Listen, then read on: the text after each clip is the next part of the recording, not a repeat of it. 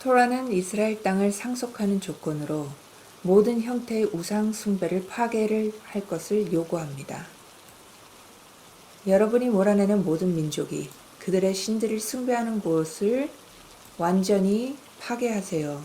그들의 제단을 허물고 그들의 신성한 기둥을 부수고 그들의 아시라 나무를 불태우고 그들의 신들의 조각상을 베어내야 합니다.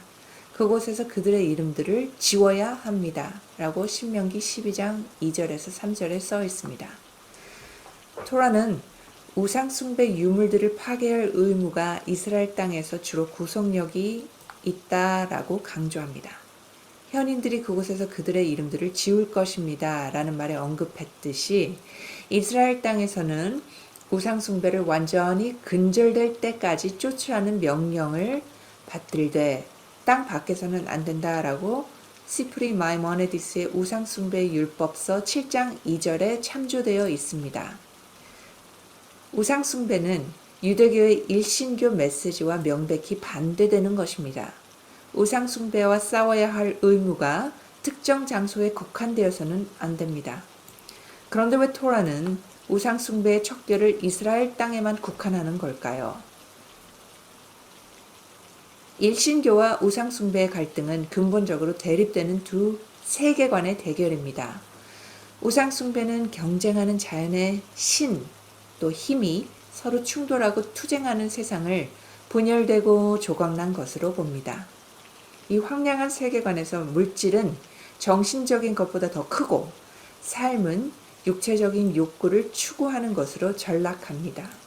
반면에 유일신교는 세계가 근본적인 통일성을 가지고 있다고 가르칩니다. 우주의 내적 조화에 대한 감각이 깊어질수록 영적인 것에 대한 갈망은 강해집니다. 더 높은 열망은 더 큰 의미를 갖고 세상은 진보하고 점차적으로 깨달아집니다.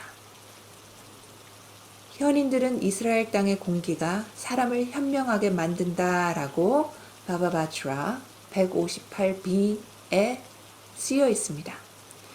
에레츠 이스라엘은 이스라엘의 영적 토라의 삶에 묶여 있습니다. 토라의 지혜의 본질은 통합된 현실의 내면적 진실입니다. 이스라엘 땅의 특별한 분위기는 세계의 통일된 토대에 대한 인식을 심어줍니다. 이러한 이유로 우상숭배의 삭제는 이스라엘 땅에서 특히 중요합니다. 이스라엘 땅 밖에서는 통일된 세계의 조화로운 비전이 완전히 드러날 수 없습니다.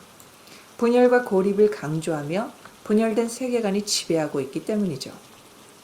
암울한 실존적 소외감이 삶의 모든 측면에 퍼집니다. 세계에 숨겨진 통일성을 드러내려는 어떠한 시도도 국가의 땅의 불순함에 의해 방해됩니다. 이스라엘 땅의 땅들은 우상숭배의 악취로 고통받고 있습니다. 현인들은 땅 밖에 사는 유대인들이 순결의 우상숭배자들이라고 썼습니다. 즉, 그들이 살고 있는 외국의 문화적 환경에 의도치 않게 영향을 받는 것입니다. 이러한 구분은 또한 에레츠 이스라엘의 토라와 망명자의 토라의 차이에서도 뚜렷하게 나타납니다. 땅 밖의 토라는 세분적인 논쟁과 필풀의 훌륭한 변증법에 뛰어납니다. 그 자질들은 그곳에서 느끼는 일반적인 분열감을 반영하는 것이지요. 반면에 이스라엘 땅의 토라는 세부적인 것들을 그들의 통치, 도덕 원칙과 연결하는 고상한 지혜로 밝혀집니다. 이스라엘 땅의 토라 같은 토라는 없다라고 베라시트 라바 16장 7절에 쓰여 있습니다. 이스라엘 땅에 거주해야만 우상숭배의 영향에서 진정으로 벗어날 수 있습니다. 토라는 육지에 사는 것과 유일신 신앙을 분명히 연결합니다.